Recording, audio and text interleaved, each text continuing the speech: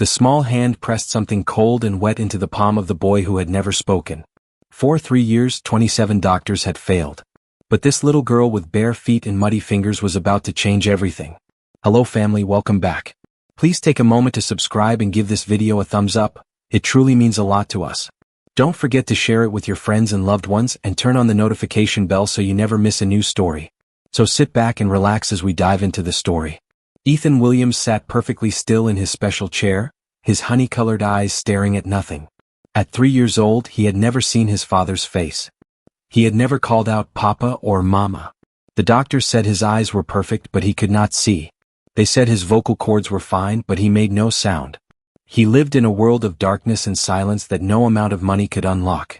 His father, Robert Williams, was one of the richest men in Lagos. He owned technology companies and real estate across Nigeria. His mansion in Lekki had marble floors that gleamed like mirrors and chandeliers that sparkled like captured stars. But all his billions could not buy what he wanted most, his son's voice. 27 specialists had come through the tall gates of the Williams mansion. 27 had left with apologies and empty promises. Doctors from London, specialists from Switzerland, therapists from America. None could reach the little boy who sat in his therapy room, unreachable in his silent world. The room where Ethan spent his days cost more than most houses in Lagos. Medical equipment lined the walls. Special therapy tools sat unused on shelves. Monitors beeped quietly. Yet the boy remained locked away, his tiny hands resting in his lap, his beautiful eyes seeing nothing. Nurse Patricia had worked with the Williams family since Ethan was born. She was a kind woman in her 50s who never gave up hope, even when Robert did. She watched through the observation window as Dr. Mueller, the latest expensive specialist, tried his techniques with Ethan. Temperature therapy. Sound frequencies. Textured objects. Nothing worked. When Dr. Mueller finally emerged from the therapy room, defeat was written across his face. I am very sorry, Mr. Williams. There is something deeper happening here that I cannot reach. He has built walls that I do not know how to climb. Robert felt something inside him crumble. He had held on to hope through so many disappointments. But hearing it again, seeing another expert admit defeat, it was too much. Get out, Robert whispered. Then louder, his voice exploding through the hallway, get out of my house. Outside the mansion gates, 3 miles away in Ajigunal, life was very different. In a small house with peeling paint, a little girl named Lily was making mud pies in the dirt beside her home. Her mother, Sarah, worked as a housekeeper for wealthy families to pay their rent. Today, Sarah had no choice but to bring 4-year-old Lily to work. What would happen when this curious little girl stepped into the billionaire's world? The bus ride from their neighborhood to the wealthy estate took 40 minutes. Lily pressed her nose against the window, watching as small houses became mansions and corner stores became manicured gardens. Her mother squeezed her hand nervously. Listen to me carefully, sweetheart, Sarah said, kneeling to look into her daughter's eyes. This is a very important job for Mama. The Williams family is very wealthy and very private. You must stay quiet and not touch anything. Can you promise me? Lily nodded seriously. I promise, Mama. I'll be so quiet they won't even know I'm there. But Sarah knew her daughter's curiosity had a way of breaking promises. When they arrived at the Williams estate, Lily gasped. The iron gates were taller than any building she had ever seen. Through them, she glimpsed a house that looked like something from a fairy tale, all white stone and huge windows that reflected the sky. Mama, do kings live here? She whispered. Sarah smiled despite her nervousness. No, sweetheart. Just a very rich man and his son. Nurse Patricia met them at the side entrance. She looked surprised to see the child. Mrs. Martinez, I wasn't aware you'd be bringing your daughter today. Sarah's face flushed with embarrassment. I'm so sorry, Ma. My regular sitter is ill. I promise she won't be any trouble. She'll stay with me the whole time. Patricia studied Lily, who stood holding her mother's hand, trying to look as small and good as possible. The nurse thought of Ethan alone in his therapy room, unreachable in his silent world. It's all right, Patricia said finally. But she must stay with you at all times. The East Wing is off limits. That's where Mr. Williams's son receives his treatments. Mr. Williams values his privacy, especially regarding his son. Sarah was assigned to clean the main living areas. Lily followed her mother from room to room, her eyes wide as she took in the marble floors and sparkling chandeliers. But what caught her attention most was the garden she could see through the enormous windows. While her mother vacuumed, Lily stared outside at the most beautiful garden she had ever seen. There were flowers and vegetables in neat rows, and a wild section with tall grass and wildflowers. "Mama, can I go look at the garden?" Lily whispered. "I promise I won't pick anything." Sarah hesitated, then nodded. "Stay where I can see you through the window. Don't go far." The moment Lily's feet touched the stone path outside, she felt like she had entered a different world. The air smelled like roses and fresh-cut grass. A butterfly landed on her arm and she held perfectly still until it flew away. She followed the path toward the wild section. Here the grass grew tall and free. And there, near the pond, Lily found the most wonderful mud she had ever seen, rich and dark and perfect. She knew she had promised not to touch anything. But this was just mud. Lily knelt down and scooped up a handful, beginning to shape small figures the way she did at home. She was so focused that she didn't notice she was no longer alone. Unknown to Lily, there was a door from Ethan's therapy room that led directly to this wild section of the garden. Nurse Patricia had insisted on it, believing fresh air might help the boy even if nothing else did. Today, after the failed session with Dr. Mueller, she had wheeled Ethan's specialized chair outside. Ethan sat at the edge of the wild garden, his eyes staring at nothing, his hands still in his lap. Patricia had gone inside to prepare his lunch, planning to return in 10 minutes. But something was different today. For the first time in his 3 years of life, Ethan tilted his head slightly to one side. His nose twitched. On the breeze, carried from just a few yards away, was a smell he had never encountered before, the rich, earthy scent of fresh mud mixed with crushed grass and wildflower stems. Lily, completely unaware she was being watched, continued making her mud creations. She hummed a little song her mother sang to her, a tune without words, just happy sounds. She took a fallen wildflower and pressed it into one of her mud sculptures. Ethan's head turned a fraction more toward the sound. The humming wasn't like the clinical voices of doctors or the careful whispers of servants. It was free and joyful. And that smell, earth and growing things and something wild and real. For the first time since he was born, something in the outside world had reached through Ethan's walls.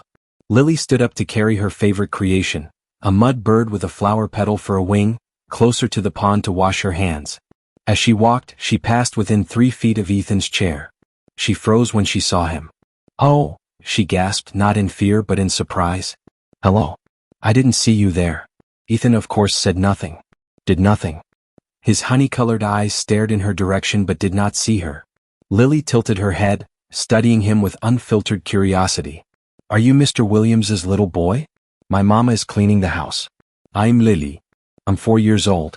"How old are you?" Silence. Lily didn't find this odd. She stepped closer, noticing his eyes didn't follow her movement. "Can't you see me?" she asked softly. Then, with the instant acceptance of a child, "That's okay. My grandpa couldn't see very well either." She looked down at the mud bird still in her hand, then at Ethan's clean, empty hands resting in his lap. "Have you ever played with mud? It's the best thing ever. You can make anything you want. Look, I made a bird." She held it up, forgetting he couldn't see it. Then she did something no doctor, no therapist, no specialist in 3 years had thought to do. She took Ethan's hand. His skin was soft and warm. His fingers were limp and unresponsive, but Lily didn't care.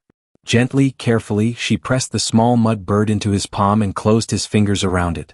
"There, now you can feel what I made. It's a bird. Can you feel the wings? I put a flower petal right here. Birds need pretty things too, don't you think?"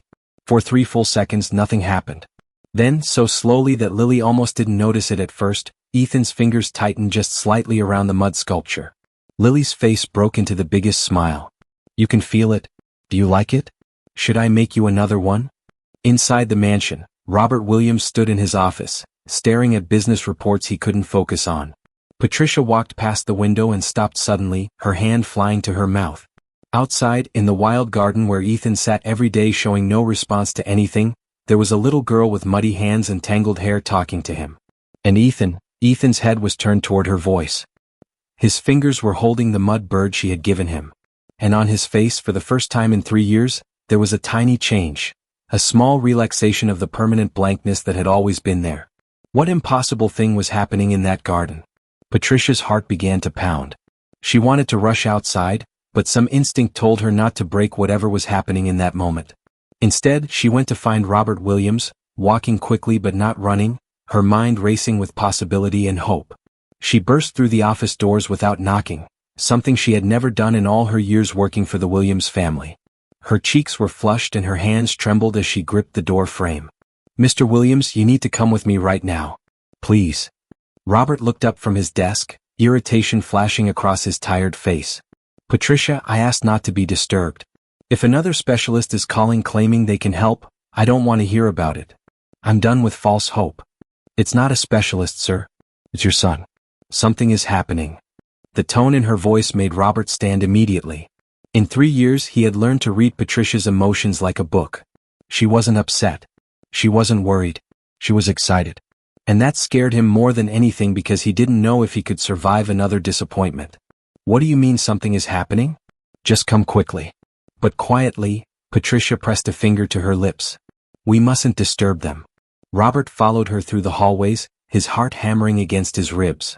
They moved through the mansion toward the east wing, but instead of going to Ethan's therapy room, Patricia led him to a small viewing alcove that overlooked the wild garden. "There," Patricia whispered, pointing. Robert looked out at the garden and felt his breath catch in his throat. Ethan was in his chair as usual, positioned in the shade of a large oak tree. But he wasn't alone. A small girl with wild brown curls sat cross-legged on the ground beside him, her hands covered in mud. She was talking animatedly, holding up small mud sculptures. And Robert's heart nearly stopped. Ethan was holding something. His fingers were wrapped around a small object, and his head was turned toward the girl's voice. "Who is that child?" Robert demanded, his voice low but intense. "Why is she near my son? You know the rules. No unauthorized people near Ethan." "That's Sarah Martinez's daughter?" Patricia interrupted gently. "Sarah is one of our housekeepers. She had to bring the girl today because her regular sitter was ill. I gave permission, but I specifically told them to stay away from this area. The child must have wandered off. Then get her away from Ethan immediately." Robert started toward the door, but Patricia's hand on his arm stopped him. "Mr. Williams, please look at your son. Really look at him." Robert turned back to the window, forcing himself to truly observe. Ethan's posture was different. Usually, his body was rigid, tense with the permanent stress of a child disconnected from the world. But now there was a slight relaxation in his shoulders. His head moved fractionally, following the sound of the girl's voice. And his fingers, those fingers that had never voluntarily grasped anything in 3 years, were holding onto the mud sculpture she had given him. "She gave him that," Patricia said softly. "I watched through the therapy room window." She walked up to him, took his hand without any fear or hesitation, and placed that mud bird in his palm. And he held it. Mr. Williams, he chose to hold it. Robert's throat tightened. It could be a reflex. A coincidence. Watch. In the garden, Lily had finished creating a small mud turtle. She held it up, turning it in the sunlight. "See how the shell is all bumpy? That's how real turtle shells feel." She reached for Ethan's left hand, which was resting on the arm of his chair. The moment her small muddy fingers touched his skin, Ethan's hand turned over, palm up, opening to receive what she was offering. Robert felt tears spring to his eyes. That wasn't a reflex. Robert watched in silence as Lily continued her one-sided conversation, completely unbothered by Ethan's lack of verbal response. She talked about the flowers in the garden, about the clouds that looked like animals, about her mother's work and the cat next door who only had 3 legs but could still jump really high. "She's treating him like he's normal," Robert whispered. "Like there's nothing wrong with him." "Maybe that's exactly what he needs," Patricia replied. "Every person who has approached Ethan in 3 years has treated him like a patient, a problem to be solved. But this little girl, she's treating him like a friend." As they watched, something even more remarkable happened. Lily picked a dandelion that had gone to seed, one of those white fluffy ones that children love to blow on. She held it close to Ethan's face. "These are wish flowers," she explained seriously. "You're supposed to blow on them and make a wish, and the seeds carry your wish up to the sky. Wanna try? I'll hold it close and you just blow like this." She demonstrated with a gentle puff of air. She held the dandelion near Ethan's lips. For a long moment nothing happened. Then, so faintly that Robert almost missed it, Ethan's lips parted slightly, and a small breath escaped. It wasn't a strong blow. The dandelion barely moved. Only 3 seeds drifted away. But it was intentional. It was a response. It was Ethan choosing to participate in the world. "Dear God," Robert breathed. "He did it. He actually did it." Lily clapped her hands together, delighted. "You did it. 3 wishes. That's even better than 1 wish because now you have 3 chances for good things to happen." Robert turned away from the window, his hand covering his mouth. His whole body was shaking. 3 years. 3 years of the best doctors, the most expensive equipment, the most advanced therapies. And a poor little girl with muddy hands had accomplished in 15 minutes what none of them could do in 3 years. "What do I do?" he asked Patricia, his voice cracking. "Do I go out there? Do I stop this? What if she leaves and he shuts down again?" "Mr. Williams, take a breath," Patricia said calmly, though her own eyes were wet with tears. "Let's not overwhelm him or her. Let's just watch for now. See what happens." They continued watching. Lily had moved on from dandelions and was now trying to teach Ethan how to pat mud into different shapes. She took his hand and guided it to a pile of fresh mud on the ground. "Feel how cool and squishy it is," she said. "You can make anything you want with it. Here, I'll help you." She began shaping his fingers around the mud, moving them gently. And Ethan, impossibly, miraculously, allowed it. His hand didn't pull away. His body didn't stiffen. He was accepting her guidance, accepting her presence in his dark, silent world. Inside the house, Sarah had finished dusting the main living room and was looking for her daughter. She had been checking periodically through the window, but now she couldn't spot her anymore. "Lily," she called, stepping outside. "Lily, where are you? We need to stay together, remember?" Her voice carried across the garden and Lily looked up, startled. "I'm over here, Mama. I made a new friend." Sarah followed the voice and felt her blood run cold when she saw the scene. Her daughter was sitting in the mud next to a small boy in a specialized wheelchair. Both of them were covered in dirt. And oh no, Lily was holding the boy's hands. "Lily, get away from there right now." Sarah rushed forward, mortified. This was the Williams boy. She was going to lose this job. Would the billionaire throw them out, or was something miraculous about to unfold? Sarah tried to pull Lily away, but the little girl resisted. "But Mama, we're playing. Look at the bird I made him and the turtle." And he blew the dandelion seeds. "Mama, he made 3 wishes." "Lily, this is Mr. Williams's son. You can't just, we have to." Sarah looked desperately toward the house, expecting security guards to come running. Instead, she saw Robert Williams walking toward them. Not running, not angry, just walking slowly, his face unreadable. Sarah's heart sank. This was it. The end of the best-paying job she'd ever had. "Mr. Williams, I am so deeply sorry," she began, her voice shaking. "I told Lily to stay close to me. I didn't know she had wandered to this part of the garden. She didn't mean any harm, and I promise." Robert held up a hand to stop her. He wasn't looking at Sarah. He was looking at Ethan, who was still holding the mud bird. "What's your daughter's name?" Robert asked quietly. "Lily, sir. She's 4 years old. She's usually very well behaved, but she's curious and she loves nature and—" "Lily," Robert interrupted, looking at the little girl for the first time. "That's a nice name." Lily beamed at him, completely unafraid. "Thank you. Are you Ethan's daddy? He's really nice. We've been making mud animals together. Do you want to see?" Robert's composure cracked. His eyes filled with tears that he couldn't stop. "You learned his name?" "Mrs. Patricia told my mama earlier," Lily explained. "I always like to know my friends' names." "Your friend?" Robert repeated softly. He knelt down slowly, bringing himself to Lily's level. "Lily, do you know that Ethan can't see you? Do you know that he doesn't talk?" Lily nodded seriously. "Yes, sir. But that's okay. My grandpa couldn't see good either, and my mama's friend has a baby who doesn't talk yet, but they're still nice. Ethan listens really good. He held my bird really careful. See?" She pointed to the mud sculpture still in Ethan's hand. "And he blew the dandelion seeds to make wishes. He just does things different, that's all." Robert felt something break open inside his chest. This child, this poor little girl with holes in her shoes and dirt under her fingernails, understood something that 27 specialists had missed. Ethan didn't need to be fixed. He needed to be accepted. "Lily," Robert said, his voice thick with emotion, "would you like to come back tomorrow to play with Ethan again?" Sarah gasped. "Mr. Williams, you don't have to." "Please," Robert interrupted, looking at Sarah now. "I'm not being polite. I'm begging you. Whatever happened here today, it's more than any doctor has achieved in 3 years. If your daughter is willing to spend time with my son, I would be—" His voice broke. "I would be forever grateful."